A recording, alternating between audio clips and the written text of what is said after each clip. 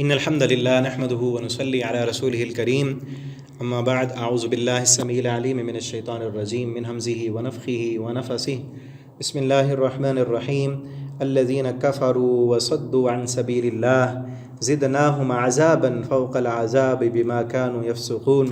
ترجمہ قرآن کے سبق میں سورۃ النحل آیت نمبر 88 سے ہم پڑھیں گے۔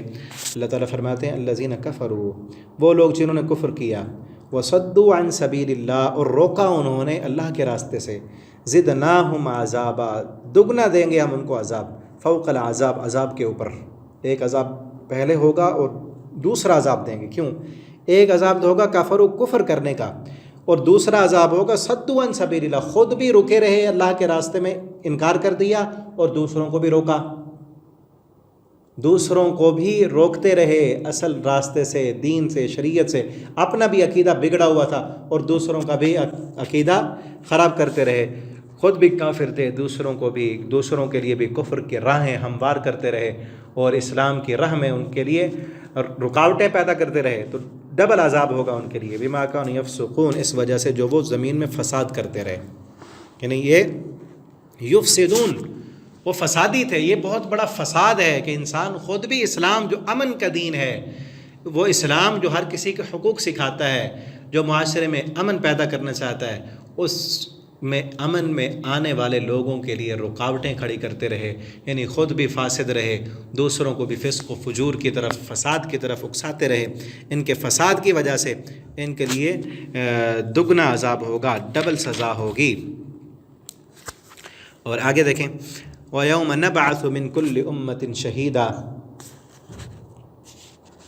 اور جس دن نبعث، ہم کھڑا کریں گے، من کل امت شہیدہ، ہر امت سے ایک گواہ، علیہم، ان پر، من انفسہم، ان کے نفسوں سے، وجئنا بک، اور لائیں گے ہم آپ کو، شہیداً گواہ، علی ہؤلاء، ان سب پر، ونزلنا علیک الکتاب، اور نازل کی ہم نے علیک آپ پر کتاب، تبیانا لکل شیء، یہ واضح کرتی ہے ہر چیز کو، وضاحت کرتی ہے ہر چیز کی، وہدن، اور ہدایت بھی ہے، ورحمتن، اور رحمت ہے، وبشریٰ للمسلمین، اور مسلمانوں کے لیے اس میں خوشخبری ہے۔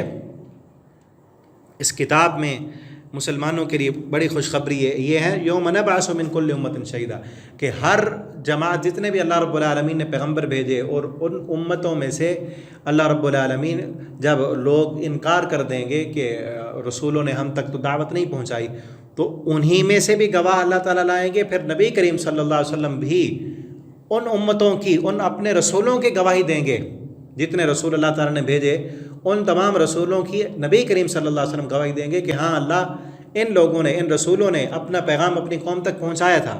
وہ کس وجہ سے؟ کہ اللہ تعالیٰ نے قرآن میں نبی کریم صلی اللہ علیہ وسلم پر وحی کر کے وہ سارے حالات بتا دیے۔ آپ اس علم پر، نبی کریم صلی اللہ علیہ وسلم اس علم کی بنیاد پر گواہی دیں گے۔ اور آگے وضاحت آ گئی نا، وجئنا بک علی ہؤلاء شہیدا، ہم آپ کو، جئنا بک شہیدا علی ہؤلاء، ہم ان پر آپ کو گواہ لائیں گے، اور آپ کس بنیاد پر گواہی دیں گے؟ کہ ہم نے آپ پر کتاب نازل کی، اس میں ہر چیز کی وضاحت موجود ہے، اسی کتاب، اسی علم کی بنیاد پر آپ جو ہے گواہی دیں گے۔ ان اللہ یأمر بالعدل والاحسان، بے شک اللہ رب العالمین حکم دیتے ہیں عدل کرنے کا اور احسان کرنے کا، وایتاء ذی القربى، اور دینے کا اللہ تعالیٰ حکم دیتے ہیں، کن کو؟ القربہ، قریبی رشتہ داروں کو، وینہی عن الفحشاء، اور اللہ تعالیٰ منع کرتے ہیں فحاشی سے، والمنکر، اور منکر سے، اللہ کی منکر کہتے ہیں اللہ کی انکار سے ہے منکر، یعنی ایسا کام جس کو فطرت سلیمہ بھی نہیں مانتی، فطرت سلیمہ جس کا انکار کرتی ہے، اور اللہ رب العالمین نے بھی جس کام سے روکا ہے اللہ تعالیٰ اس سے منع کرتے ہیں، والبغی، اور بغاوت سے اللہ تعالیٰ منع کرتے ہیں، یعظکم، وہ نصیحت کرتا ہے تم کو، لعلکم تذکرون، تاکہ تم نصیحت حاصل کرو۔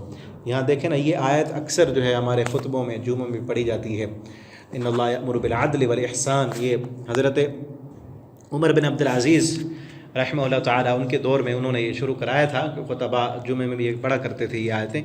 اس میں کیا ہے؟ اللہ حکم دیتے ہیں عدل کرا، احسان کا۔ یہاں عدل کرنے کا اللہ تعالیٰ حکم دے رہے ہیں۔ عدل کسے کہتے ہیں؟ عدل کی تھوڑی سی وضاحت کر کے آگے چلتے ہیں۔ عدل کسے کہتے ہیں؟ ایک ہوتا ہے عدل اور ایک ہوتا ہے انصاف۔ عدل اور انصاف میں فرق کیا ہے؟ اللہ تعالیٰ نے انصاف نہیں کہا کہ اللہ انصاف کا حکم دیتے ہیں، بلکہ اللہ تعالیٰ نے کہا اللہ عدل کا حکم دیتے ہیں۔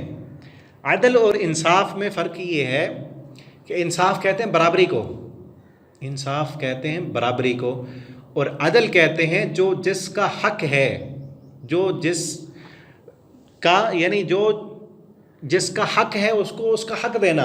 یعنی ایک مثال سے سمجھے، یہاں پر کچھ وزن ہے یا کوئی کام کر رہے ہیں، مثلا اب جو ہے 1 من وزن ہے، 1 من وزن ہے اور 4 بندے بیٹھے ہوئے ہیں، 4 بندے بیٹھے ہیں، ان میں جو ہے ایک بچہ ہے، 2 نوجوان ہیں، ایک بوڑھا ہے، اور 1 من وزن ہے. اب اس کو کون اٹھائے؟ ہے ان سب کا، اس کو اٹھا کر لے جانا ہے کہیں دور. اب اسے کون اٹھائے؟ انصاف یہ کہتا ہے کہ 4 بندے ہیں نا، تو 10-10 کلو سب کو دے دو، 10-10 کلو سب کو دے دو. یہ انصاف ہے، یہ اٹھا کر اوپر لے جائیں. اور عدل کا تقاضا کیا ہے؟ عدل یہ کہتا ہے کہ ایک بچہ ہے، اس سے 10 کلو نہیں اٹھایا جائے گا. ایک بوڑھا ہے، بزرگ ہے، اس سے بھی نہیں اٹھایا جائے گا. اس کا ادب اور احترام اپنی جگہ. 2 یہ جو نوجوان ہیں نا، یہ تو پورا من بھی اٹھا سکتے ہیں، ان کو 20-20 کلو دے دو، یہ اٹھا کر لے جائیں. یعنی جو جس کا اہل ہے اس کی اہلیت دیکھ کر اس کے ساتھ ویسا سلوک کرنا، یہ عدل ہے. اللہ تعالیٰ عدل کرنے کا حکم دیتے ہیں کہ جو جس چیز کا اہل ہے اس کو اس کے مطابق مقام دو، جگہ دو. جو کام کر سکتا ہے اس کو وہ ذمہ داری دو، برابری نہیں، عدل کرنا ہے. اور یہ انصاف سے اوپر والا درجہ ہے، انصاف سے اوپر والا درجہ. اور جو چیزیں اللہ نے بتا دی، مثلا اب یہ چیز، یہ جو مثال میں دی، اس میں نہ کریں کہ جو ہے جس طرح وراثت تقسیم ہو رہی ہوتی ہے کہ بڑے کو زیادہ دے دیں وہ کام کرتا ہے، چھوٹے کو کچھ نہ دیں وہ کچھ بھی نہیں کر سکتا. وہاں تو اللہ نے حصے مقرر کر دی ہے، جو چیزیں اللہ نے مقرر کر دی ہیں سب کی، وہاں تو نہیں ہے. عام چیزوں میں، عام کاموں میں جو ہے اللہ تعالیٰ عدل کرنے کا حکم دیتے ہیں کہ جو جس چیز کا اہل ہے اس انزل الناس منازلہم، لوگوں کو ان کے مرتبے کے مطابق جگہ دو. اور پھر قریبی رشتہ داروں کے ساتھ احسان کسے کہتے ہیں؟ پھر والاحسان، احسان کہتے ہیں زیادتی کو. ایک ہوتے نا زیادتی ہے دوسرے معنوں میں کہ کسی پر ناجائز ظلم کرنا، اس کو زیادتی کہتے ہیں. ایک ہے احسان، کسی کے ساتھ زیادہ نیکی کرنا. ایک بندہ اس نے آپ کے ساتھ نیکی کی، آپ نے بھی اس کے ساتھ نیکی کی، یہ احسان نہیں ہے، یہ تو برابری ہے نا. ایک بندہ آپ کے ساتھ نیکی نہیں کرتا بلکہ آپ کو اس نے تکلیف دی ہے، دکھ دی ہے، پریشان کی ہے، آپ اس کے ساتھ نیکی کریں، آپ اس کے ساتھ اچھا سلوک کریں. وہ مشکل میں آپ کے کام نہیں ہے، آپ اس کی مشکل میں اس کے کام آ جائیں، یہ ہے احسان. حل جزاء الاحسان الا الاحسان، اور اللہ فرماتے ہیں احسان کا بدلہ تو احسان ہی ہے. تو قریبی رشتہ داروں کے ساتھ احسان کرنا، اس چیز کا اللہ حکم دیتے. اور فحاشی سے اللہ روکنا چاہتے ہیں. آپ دیکھ لیں ہر جمعے میں پڑھی بھی جاتی ہیں آیتیں، اور فحاشی اور یعنی کس قدر پھیل چکی ہے، اور لوگ عدل سے، احسان سے کس قدر دور ہیں.